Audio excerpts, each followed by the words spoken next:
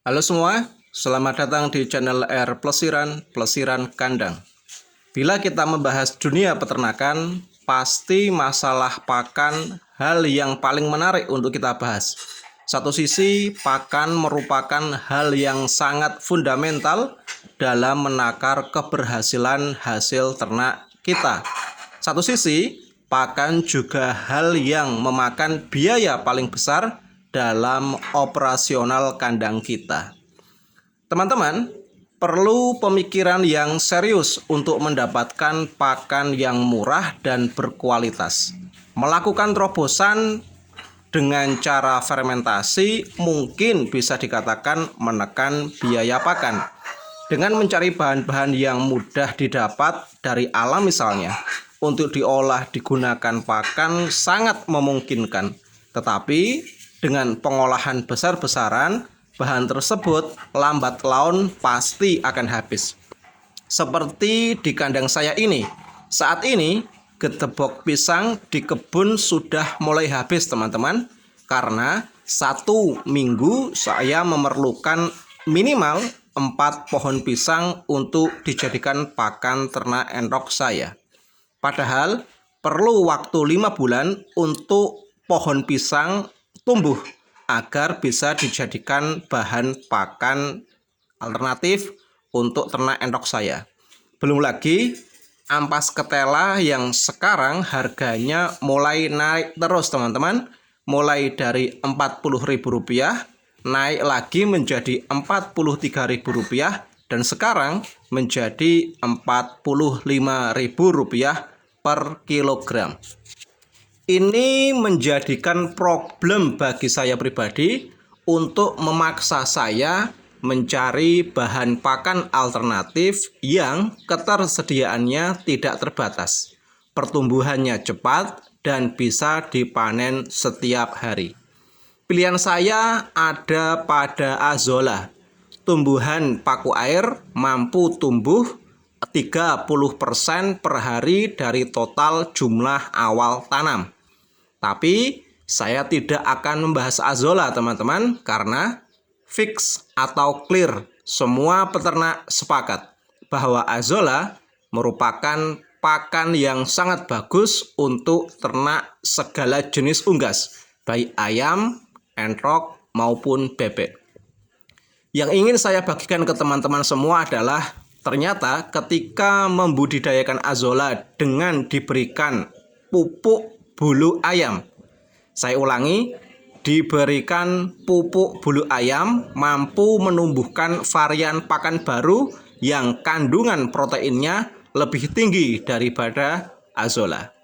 Bila dilihat dari kejauhan teman-teman, tampak kolam saya ini biasa saja. Yang terlihat hanya hijau di permukaan kolam dan tidak ada hal yang aneh atau yang perlu kita pahami adalah ketika warna hijau itu ya itu Azolla gitu ya. Tidak ada hal yang aneh. Mari kita lihat lebih dekat lagi teman-teman. Bila dilihat lebih dekat lagi, genangan air hampir tidak nampak ya. Dari satu sisi ke sisi yang lain, dari sudut satu ke sudut yang lain itu tidak nampak genangan air. Yang terlihat hanyalah warna hijau. Warna hijau pekat menutupi semua permukaan air. Bisa dilihat ya, semua tampak hijau pekat. Coba saya ambil menggunakan tangan seperti ini. Yang terambil adalah Azolla dan semacam lumut. Oke, semacam lumut. Nampak ya, di video nampak ya, ini semacam lumut. Sebenarnya ini bukan lumut teman-teman, seperti Wolffia atau Lemna. Tetapi saya kurang tahu persis ya. Kalau dilihat lebih dekat ini sepertinya Lemna. Karena terlihat ada 3 bulir daun di setiap paku airnya. Jadi ini tumbuhan paku air, jenisnya seperti Azolla, paku air. ini fix yakin ini adalah lemna. Jenis tanaman pakua air ini yang membutuhkan pencahayaan yang full untuk membantu pertumbuhannya semakin cepat. Bisa dilihat kolam saya ini tidak ada atap ya, ini langsung terkena sinar matahari full.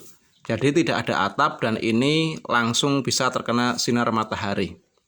Kalau boleh saya bercerita sedikit seperti ini teman-teman. Kolam ini sudah pernah saya jadikan budidaya azolla. Dulu ya, awal-awalnya saya mengenal azolla, kolam ini saya tanami azolla. Tapi gagal. Kegagalan ini disebabkan karena pupuk kandangnya yang saya gunakan ternyata belum sepenuhnya matang atau belum bisa dijadikan pupuk. Masih ada zat amoniak yang ada di dalam kotoran hewan di dalam pupuk tersebut. Efek dari pupuk kandang tersebut yang belum matang menyebabkan azolla saya mengering dan mati. Awalnya menguning terlebih dahulu, mengering, dan mati. Setelah saya konsultasikan ke teman saya yang lebih paham azolla, ternyata kesalahan saya adalah pupuknya saya sebar. Seharusnya ditempatkan di dalam karung, diikat, dan diletakkan ke 5 bagian kolam, yaitu di keempat pojok kolam dan 1 di tengah. Cara ini cukup aman teman-teman agar azolla tidak langsung terkena pupuk kandangnya. Sehingga apabila ada pupuk yang masih mengandung zat amonia, tidak membuat azolla mati karena tertahan oleh karung di dasar kolam. Jadi aman.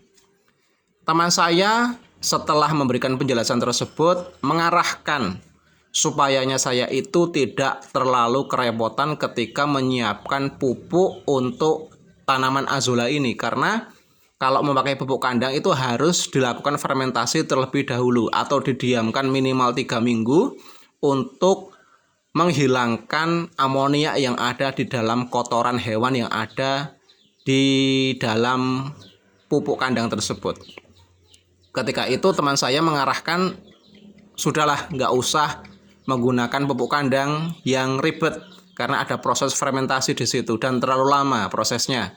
Jadi teman saya memberikan arahan paling aman menggunakan bulu ayam. Itu tidak akan menyebabkan panas di pH airnya, jadi azolla tetap aman. Itu saran teman saya. Setelah saran tersebut saya terima, langsung saya mencobanya teman-teman. Saya mengumpulkan bulu-bulu ayam yang ada di kandang pribadi saya kumpulkan dan saya sebar ke semua permukaan kolam. Dan hasilnya aman teman-teman. Azolla saya tumbuh subur, bahkan setelah turun hujan malah tumbuh lemnanya. Lemna ini kandungan proteinnya lebih tinggi bila dibandingkan dengan azolla. Melihat hal tersebut, saya kaget dan saya bersyukur ternyata 1 kali kegagalan saya di azolla menghasilkan 2 keuntungan sekaligus. 1 keuntungan pertama, azolla saya tumbuh subur karena pupuknya saya ganti dari pupuk kandang ke bulu ayam. Keuntungan yang kedua, saya mendapatkan lemna yang tumbuh dengan sendirinya.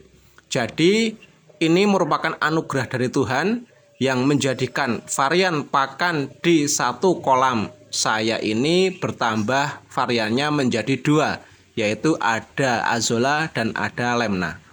Jadi bisa disimpulkan teman-teman, jangan mudah menyerah untuk menyiapkan pakan alternatif untuk ternak entok kita. 1 kali gagal, konsultasikan ke orang yang tepat dan benahi, maka hasilnya akan fantastis. Seperti yang saya alami saat ini. Niat saya budidaya azolla, malah saat ini sudah tumbuh lemnanya. Jadi tetap semangat teman-teman, dan sampai jumpa di video selanjutnya hanya di channel R Plesiran Kandang.